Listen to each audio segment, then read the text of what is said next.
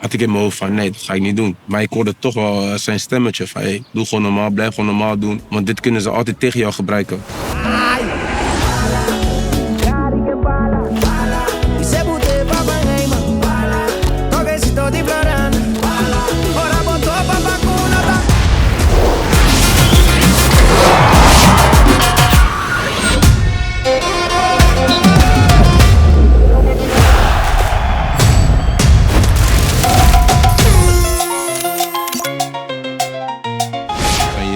Lombardije. Ik kom zelf uit Slingen. Ik was vroeger altijd gewoon in Lombardije te vinden. Alleen ja, ik was gewoon heel veel buiten met vrienden laat thuiskomen. Ik had wel een sterke karakter. Als ik naar buiten wou gaan, ook had ik straf, dan deed ik dat. Als mijn broer zei van je gaat naar buiten, deed ik dat alsnog. Ik ben gewoon koppig en eigenwijs. Hoe hij was, heel druk, vervelend, overal en nergens. Heel stout, altijd aanwezig. Toen Sharon ongeveer 6 jaar was, besloot mijn moeder dan naar Nederland te verhuizen. Dat was meer voor een betere toekomst voor ons. We kwamen sowieso van Curaçao, we hadden niet veel. Met z'n allen in één huis, heel klein, we sliepen op de grond. Heel lang hebben we op de grond geslapen. We hadden het wel moeilijk, alleen ik was toen nog jong. Als mijn moeder iets vroeg of mijn broers iets vroeg, dan kreeg ik het alsnog. Ik kreeg niet echt mee dat we het moeilijk hadden. Hun hebben hun best gedaan om mij alles te geven wat ik wou. En daar ben ik dankbaar voor.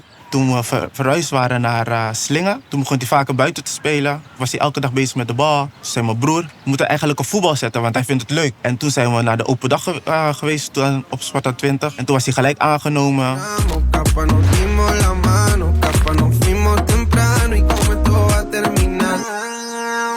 In de D2 had ik een trainer, Tony. Die was toen naar D1 gegaan, die heeft me meegenomen. Na dat seizoen in de D1 kwam hij bij mij thuis. En toen kwam hij met 2 enveloppen binnen. En dat was Feyenoord en Sparta. En toen hadden we gewoon een gesprek. En toen heeft hij me gewoon duidelijk aangegeven dat ik gewoon voor Sparta moet kiezen. Omdat hij gewoon goed was bij Sparta. En de kans ook groter was om zelf prof te worden bij Sparta dan bij Feyenoord. Tony Pengel was een belangrijke man in mijn jongere jaren. Hij zag iets in mij wat ik toen niet zag. Je hebt weinig mensen die dan jou op de juiste manier behandelt. Of op de juiste pad blijft houden. En hij was iemand die gewoon puur was. Contact via de WhatsApp, dat is wel vervaagd, zeg maar. Hij is toch wel belangrijk geweest voor mij. Het blijft toch wel een man die ik altijd mee zou nemen in mijn carrière. En ook na mijn carrière.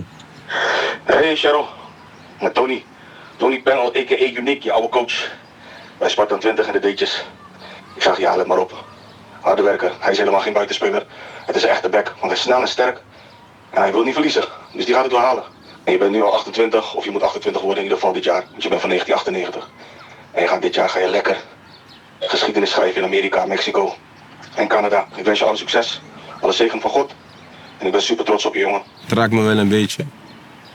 Ik had het niet verwacht. Het is echt een belangrijke man in mijn carrière geweest, in mijn jongere carrière. Nu zijn er veel spelers die goed bezig zijn, maar niet de juiste mensen om hun hebben. Ik mag dankbaar zijn dat ik wel de juiste mensen om me heen had op dat moment. Je ziet wel dat ze bezig zijn met jou. Alleen ja, wat ik net ook al zei, ik was kop geen eigenwijs. Er waren weinig mensen die mij hier konden houden, zeg maar.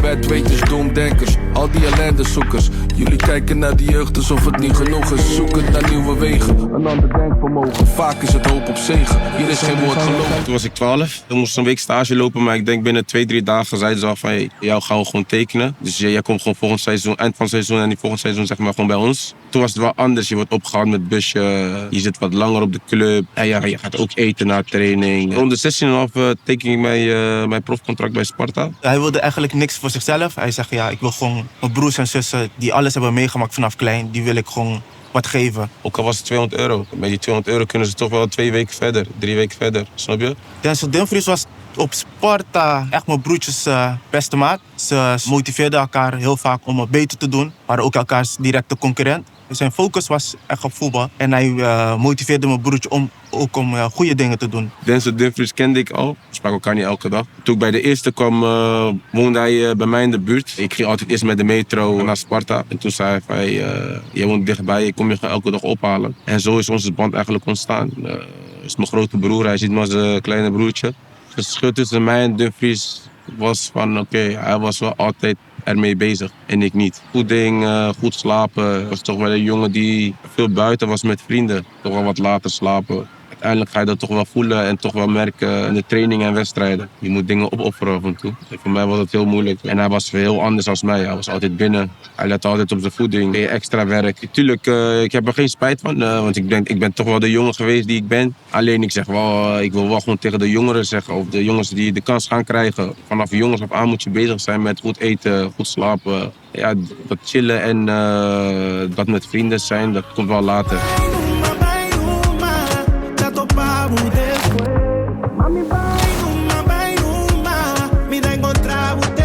Heerenveen had heel snel een goede rechtsback nodig. Toen waren ze bij mijn broertje terechtgekomen. Ik had gewoon heel veel contact met Denzel Dumfries. Die zei tegen mij van, hey, ga naar Heerenveen, je gaat spelen. En voor mij was het heel belangrijk om te spelen. Ik moest de buurt uit. Afstand van mijn vrienden en focus op mezelf. Je gaat voor het eerste keer op jezelf wonen. Dan gaat het leven toch wel anders zijn dan als je thuis woont. Je moeder doet alles voor je. Is gewoon opstaan, aankleden, douchen, je gaat weg. Uiteindelijk, je moet toch wel voor jezelf gaan zorgen. Dat heeft me wel heel sterk gemaakt als persoon. Eerste jaar bij Heerenveen heb ik heel veel wedstrijden kunnen spelen. In het derde seizoen bij Heerenveen speelde ik gewoon mindere wedstrijden. Ja, met de trainer had ik ook een goede band. Alleen op dat moment werd hij de hoofdtrainer. Vond ik dat hij als persoon was veranderd. Dat ging niet zo goed. Het ging niet zo lekker tussen ons twee. En uiteindelijk had hij de keuze gemaakt om mij op de bank te zetten. Dat is zeg maar zo ver was gekomen dat hij de derde spits als rechtsback had gezet. Ik kreeg gewoon van heel veel kanten van het is beter dat jij hier gewoon weggaat. En toen was voor mij de keuze, oké, dan ga ik weg.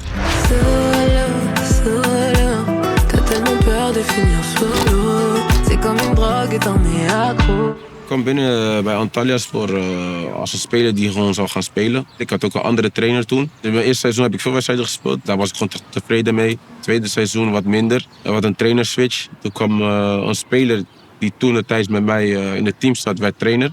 Voor mij was het gewoon heel lastig. Speelde ik niet, ik wist niet waarom. Ik ben niet iemand die snel naar de trainer loopt. Ik wilde het laten zien op training. Totdat ik een gesprek met de trainer had. Dat was mijn tweede seizoen dan. Derde seizoen zou aankomen. Had ik een gesprek met de trainer. Zei hij van, ja, zolang ik hier blijf, ga jij niet spelen. Dus toen zei ik tegen hem van, oké, als jij weggaat, dan blijf ik. Als jij blijft, dan ga ik weg. Je bent ver van familie, vrienden. Alles wat tegen, zeg maar. Toen was zijn geluk eigenlijk ging een beetje weg. Hij belde heel vaak. Hij zei, ik trek het hier niet meer. Ik wil hier weg. Ik wil gewoon spelen. Het maakt me niet uit waar ik terecht kom als ik maar speel. Hij zag er ook niet gelukkig uit. En dat was iets dat ik toen heel hard door had toen ik hem zag. En met hem sprak ook na een aantal gesprekken. Zag ik van, oké, deze jongen is niet de weg kwijt, maar kan de weg kwijt geraken. Ze zien alleen maar voetbal is het mooie leven. Maar er zit ook een persoon achter die mensen. En er zit ook een mens die ook familie heeft. Die ook een vrouw heeft. Die ook kinderen die hebben ook problemen. Die hebben ook geen dingen. Het gaat niet alleen over geld en zo. Maar je ziet wel dat hij niet zo heel gelukkig was in zijn leven. Hij wou absoluut met mij samenwerken. Omdat natuurlijk, hij zag de relatie tussen mij en een andere speler. En hij zegt tegen mij, ik wil toch wel ik wil hetzelfde hebben. Dus ik zeg, ja kijk, je moet één ding onthouden. Met mij samenwerken, wil je een one-night stand of een huwelijk? En dan heeft hij gezegd van, ja, ik wil gewoon een huwelijk hebben. Ik zeg, ja oké, een huwelijk. Ik zeg, een huwelijk is niet zo, maar bij mij gaan je moeten luisteren. Ik zeg, als ik zeg, ga je rechts gaan, moet je rechts gaan. Ik zeg, dat is heel simpel. Ik zeg, en ik wil niet dit of dat. Ik zeg, je moet je luisteren. En hij zegt tegen mij, nee Farid, je hebt 100% gelijk. Ik heb te veel fouten gemaakt, dus ik wil gewoon ervoor gaan. En hij heeft hem ook gedaan. Ik kan nog één moment herinneren dat de trainer tegen mij zei van, je moet warm lopen. Maar het was misschien nog 3 minuten of zo, totdat de wedstrijd klaar was. Had ik in mijn hoofd van, nee, dat ga ik niet doen. Maar ik hoorde toch wel zijn stemmetje van, hey, doe gewoon normaal, blijf gewoon normaal doen. Want dit kunnen ze altijd tegen jou gebruiken. Minimaal, kan het maximaal. Met het minimaal, maak het maximaal. Van het minimaal. Ik was al bezig in Turkije om mijn contract te ontbinden. Ook gesprekken met mijn mentor toen. Van ja, wat gaan we doen? Gaan we hier blijven nog een jaar? Gewoon geld verdienen? Of gaan we geld inleveren en wat minder verdienen? En weer plezier krijgen in het voetbal. Die keuze was voor mij heel snel gemaakt. Geld is niet alles. Ik laat geld liggen. Ik ga wat minder verdienen. En mijn plezier weer zoeken in het voetbal. Een week voordat alles rond was bij de Turkse club in Turkije, kreeg ik een belletje van de TD van Almere. Wil jij naar Almere komen? En eigenlijk in die belletje had ik al ja gezegd. Ik weet, ik ga spelen. En het is weer gewoon in Nederland. Dicht bij iedereen. Bij mijn familie, bij mijn broers, zussen. Dus voor mij was dat keuze heel snel gemaakt. Ik wil gewoon voetballen. Ik wil terug voetballer zijn. Dus hij heeft van Antalyaspor is hij dan naar Almere City gekomen. Dus Almere City is een kleine club in Nederland. Die waren toen gepromoveerd naar Eredivisie. Ook een club waar het Alex Pastoor was, de coach, die hem echt absoluut wou. De sportief directeur wou hem. Dus er was wel echt een verbondenheid. En die waren echt gemotiveerd. Dus we hebben heel veel discussies en conversaties gehad, waardoor die transfer is gerealiseerd. Waardoor hij een basisspeler is geworden. En natuurlijk, Cheryl heeft meer dan 100 wedstrijden in Eredivisie gespeeld. En natuurlijk is hij allemaal in zijn voordeel gespeeld dat hij in een club was waar iedereen in hem geloofde, waar hij ook speelde. En dan zag je ook aan Cheryl helemaal veranderen. Cheryl die niet goed gezind was, die glunderde. Was echt aan het lachen, die was ineens terug gelukkig. Had ik nog een jaar contract bij Almere. Zeiden ze van oké, we willen dat je blijft, je mag niet weg. Ik had een clausule in mijn contract staan voor een bepaalde tijd. Als er een club kwam die dat bedrag betaalt, dan heeft de club eigenlijk niks te zeggen. Op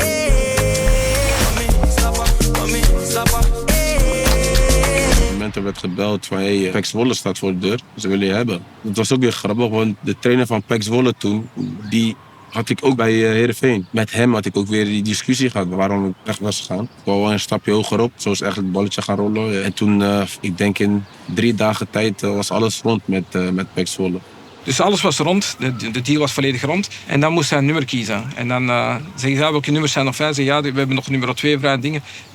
Maar die 2 is een historisch nummer bij PEC. Maar dit is een bewijs dat je zelfvertrouwen zo hoog is. Dat zegt ook de sportief directeur, dat je zo snel zegt van die ambitie van ik kan ook zo zijn.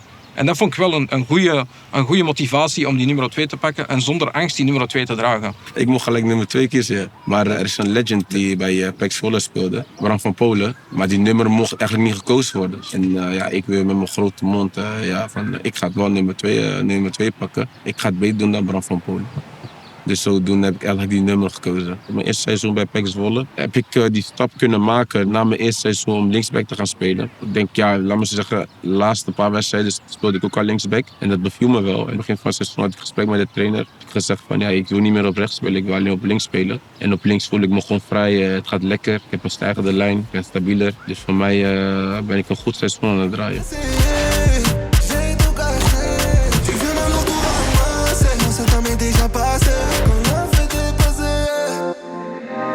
De WK-kwalificatie is denk ik toch de mooiste moment in zijn carrière wat we als gezin hebben meegemaakt. Het is toch iets wat nog nooit eerder is gebeurd voor Curaçao. Dat we voor het eerst mee naar WK gaan en dat hij daar deel van uitmaakt. Prachtig eigenlijk. Ik koos voor Curaçao zelf, maar niet met de intenties van ik ga de WK halen. Ik ga zoveel mogelijk Gold Cup spelen en me daar laten zien. Ik ken de Curaçao niet. Ik ben nog nooit in Curaçao geweest, dus ik ken Curaçao niet. En ik weet dat het een klein eilandje is. En ik dacht in mijn eigen, Cheryl, even serieus. Ga je spelen bij Curaçao? Stelt niks voor. Dat is gewoon helemaal vliegen naar daar voor een wedstrijd spelen tegen nobody. Ik zeg, en dan terugkomen, je maakt jezelf moe, kan je prestaties verminderen bij de club en dergelijke. Dat was mijn eerste gedachte. Maar ik zag dat hij glunderde bij het gewoon woord Curaçao. En toen heb ik tegen hem gezegd van, Cheryl, kijk, ik zie dat je echt gelukkig bent gewoon met het woord Curaçao. Dan moet je ervoor gaan. En nu zit het op het WK. Ik had het nooit verwacht. Hè? Na de Gold Cup kwam de WK eens in beeld. En dan vlieg je eigenlijk naar Jamaica. Die spanning die je op dat moment hebt. Ik zat 2 keer in mijn kamer, alleen maar op de wc. Ik sprak met niemand. En ik ben wel een speler die gewoon de hele dag met de spelers ben. Muziek luisteren, spelletjes spelen. Voor mij was het gewoon van oké, ik ga er alles aan doen. Zodat ik gewoon op mijn top ben tijdens de wedstrijd. En ik denk voor de wedstrijd moesten we naar buiten. Moesten snel nog naar de wc. Nog de laatste spanning achterlaten. En tijdens de wedstrijd was het voor mij oké. Hoe ik altijd denk, gewoon je man uitschakelen. De 0 houden. Als we de 0 houden, zijn we er. Gaat Curaçao zich plaatsen voor het WK in 2026? Dan moeten ze een resultaat halen in Kingston, Jamaica. Die spanning die je op dat moment hebt, dat was niet normaal. Ik denk de laatste kwartier, 20 minuten begon Jamaica echt vooruit te komen. Echt de pomp. Kwam de bal ging op lat, bal ging op paal. En ik denk de laatste 3 minuten. En nee, ik denk extra tijd zelfs. Geen sliding maken! Moet geen sliding maken! Extra tijd kregen we een penalty tegen. Ik zakte wel in 2. Ik dacht echt van het is klaar. Gelukkig hadden we een VAR. En het was een penalty afgekeurd. Ik denk dat we nog 1 minuut, 2 minuten verder gingen. Hij raakt eerst de bal. Geen strafschop. En toen begon het feestje. Waanzinnig man. Curaçao naar het WK. Wat een verhaal. Wat een verhaal. Pa en zoon. Jorge, die elkaar in de armen vallen. Ja, kijk, op dat moment dacht ik echt aan mijn moeder. Ik heb met het eiland het grootste podium gehaald. Ik dacht gewoon aan mijn moeder en ik begon te huilen. Ik dacht, de eiland, toch een kleine eiland op het WK. Ja, we hebben gewoon geschiedenis te schrijven. Het kleinste eiland die naar WK gaat. Door mijn moeder heb ik de WK kunnen halen, zeg maar. Lieve Cheryl, waar zijn we ontzettend trots op jou. Dat je geschiedenis hebt geschreven voor ons kleine eiland maakt ons heel gelukkig. Woorden kunnen nauwelijks beschrijven hoe blij we voor je zijn. Vooral omdat we weten hoe hard je hier hebt gewerkt. O mama wens je al het succes en geluk toe in je leven en carrière. Blijf in jezelf geloven en doorgaan zoals je doet. Heel veel succes op WK. We staan altijd achter jou. Lief van Cheryl. Ja. Ik denk als mijn moeder die keuze niet had gemaakt, waar zou ik zijn? Ze heeft me altijd gesteund erin. Moeder doet alles voor je. Is gewoon ja, opstaan, aankleden, douchen, je gaat weg. En je komt weer thuis. Uiteindelijk doe je alles voor je moeder. Ik contento com o brinca, bate, yeah. Eu me notai. Eu pensar, depois do mundial, vai mais, brinca, vai mais dilante. En de bammen, nos bampen. Ja, die van mijn vader, ja. Die van mijn vader, ik zie gewoon emotie in hem. Hij is niet iemand die veel praat. Alleen ik weet wel wanneer dingen hem raken. En dit raakt hem. Hij is een trotse vader. Dat zie ik gewoon in hem. Hij ziet gewoon hoe hard ik werk. Hij stuurt me ook elke dag berichten. Hij kijkt elke dag kijkt hij de krant. Ik weet dat ze achter me staan. Alleen uiteindelijk moet ik het zelf laten zien. Dus daar zal ik alles aan doen. Dat komt nu op mij van oké, iedereen staat achter mij. Alleen jij moet het gaan laten zien op die WK.